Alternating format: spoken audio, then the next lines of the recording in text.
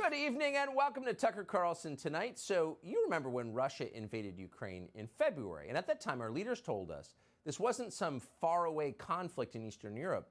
This was our war. No military should ever be allowed to invade a sovereign nation, they told us. Iraq and Afghanistan obviously not included in that rule. The invasion of Ukraine could not stand because it was a matter of first principles.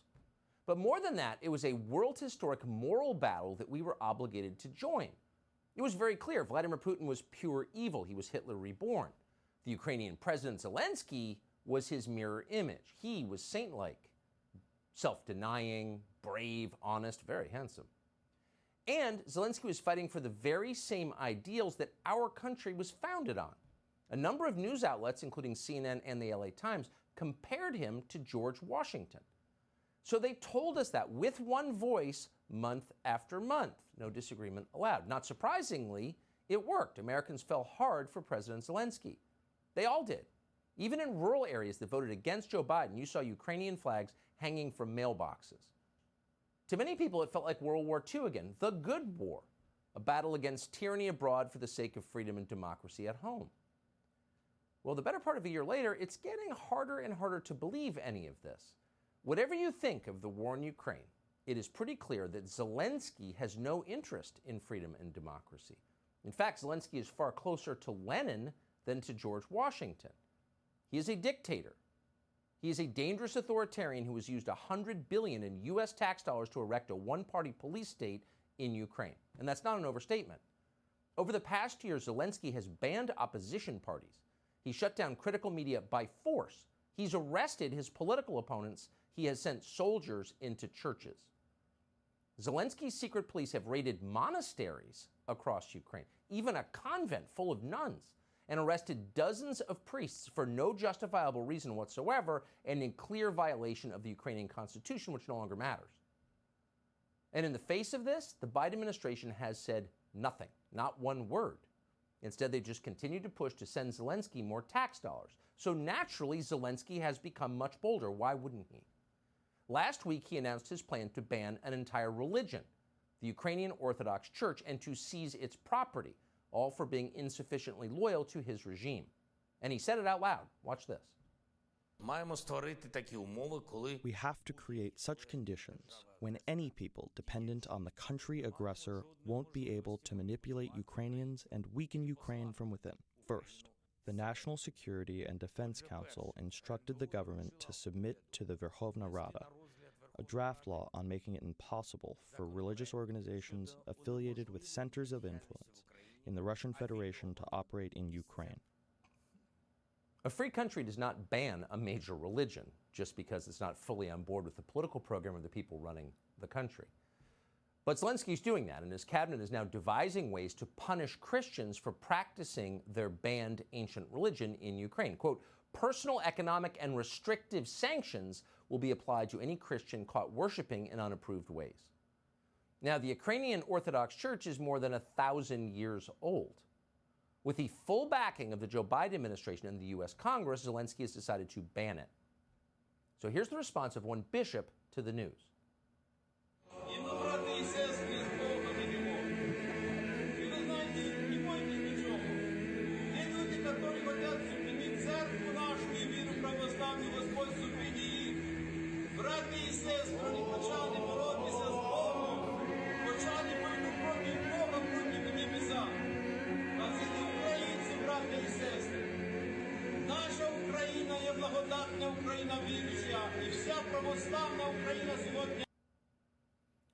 You're not allowed to send soldiers into churches. You're not allowed to arrest dozens of priests because they refuse to bow before you. You're not allowed to ban whole religions.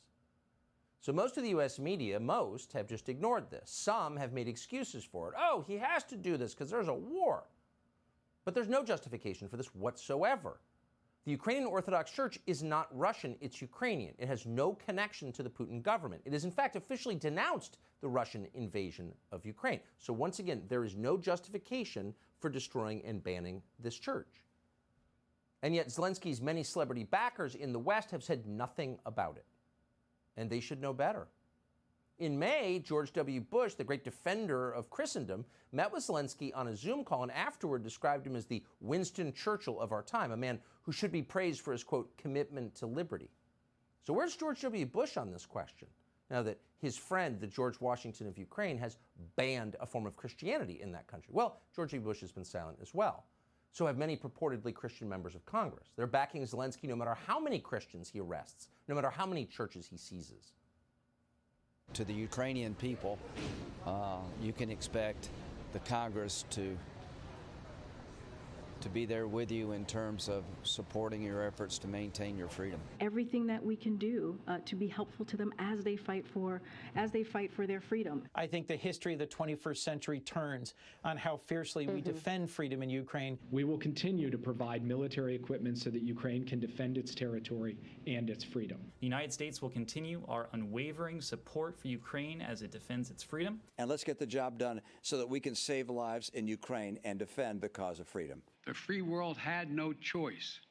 America could not stand by. The American people did what they always had done, defend freedom around the world. Every single person you just watched has campaigned, many of them make a habit of campaigning, Lindsey Graham, ladies and gentlemen, in Christian churches in the United States. Will a single Christian leader say anything to them about this? You are funding the destruction of Christianity in Ukraine? Oh, but it's the cause of freedom. Really? The reality is that Ukrainians cannot listen to media outlets that criticize the Zelensky government because they've been banned. They cannot play music from Russian singers. No, this is not in Taliban-controlled Afghanistan. This is in the democracy of Ukraine that we support. They can't play music from Russian singers. They can't vote for an opposition party because they've all been shut down. And now their churches are being raided and their priests arrested. So the fact that our leaders are calling this freedom tells you a lot about what they're planning here. Of course, why would you defend this? Because you approve of it. For its part, Ukraine's defense ministry has stopped pretending this is about freedom. They're just happy they're getting paid, and they're finally crushing any opposition in their own country. And that's why Ukraine's military is now using your tax dollars to produce choreographed dance videos for social media consumption, sort of like the COVID nurses. Here's one of them.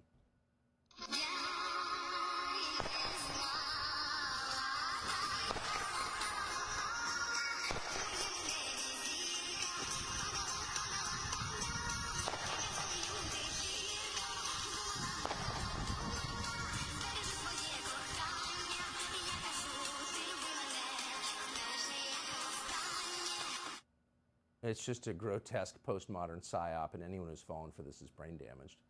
This is the same Ukrainian defense ministry that lied about the ghost of Kiev and the sailors who cursed out the Russian ship. Now they're just having fun because they're beating their real enemies, which, of course, as always, are domestic. And Time magazine is fully on board with this. They just informed their 4 remaining readers that Zelensky's president is the person of the year.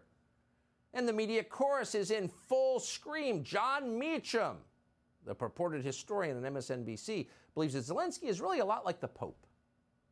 Zelensky is being fired by the best fundamental impulses in human nature, which is to stand, to defend, to articulate, to fight back.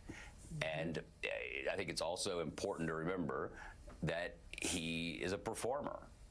That's where he started. John Paul II was a performer. Ronald Reagan was a performer. Winston Churchill understood the means of the media of his time. He understood the power of radio. Yeah. Franklin Roosevelt understood radio. It's not coincidental that great leaders understand. Great leaders. So if they'll defend a man who shut down opposition media, arrested his political opponents, arrested priests, sent the army into monasteries, and then banned a religion, if they'll defend all of that and call it liberty, they'll defend anything.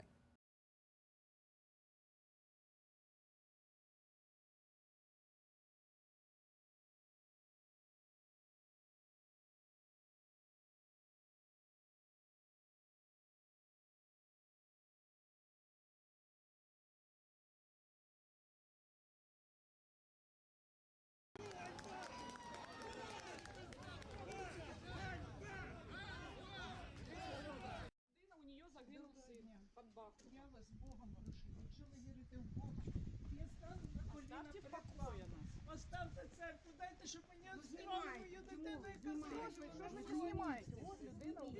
Він його благословляв. Я вас прошу до суботи, дайте мені жити, дайте мені дитину співати, а? Я на колінах перед вами стою. Я прошу, уйдіть, дайте мені жити, дайте мені дитину співати. Ви мене вчора, ви не пустили в церкву до ікони, ви, ваші хлопці били мене. Я прошу, уйдіть, дайте мені Володю похоронити. Прошу, дайте мені сюди в церкву зайти, похоронити мою дитину, співати. Ідіть, я вас Богом прошу. Ну, якщо ви зайдете сюди, вона не буде відспівати свою дитину. Я не хочу, щоб ви навіть були присутні. А що ви робите? А що ви робите?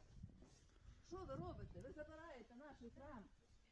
Я за всіх воїнів молюся. Ви журналісти, ви говорите тільки правду по ТСН. Ви всю брехню виводите на наружу отож. Ви правди нічого не розказуєте. Як відбирають храми отож, як священників б'ють, як дітей.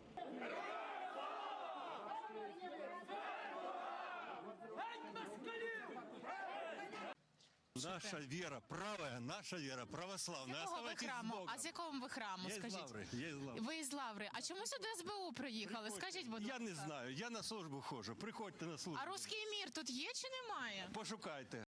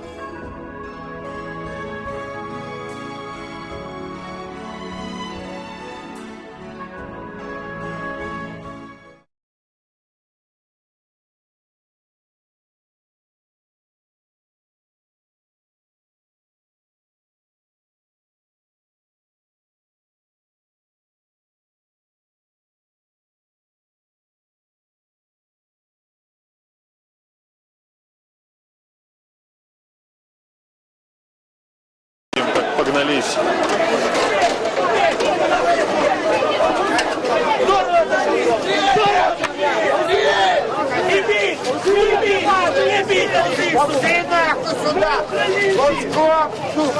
Ми українці! Ібіть! Ми не москалі! Ми не вбиваємо! Ібіть! Не чіпайте! Міліція,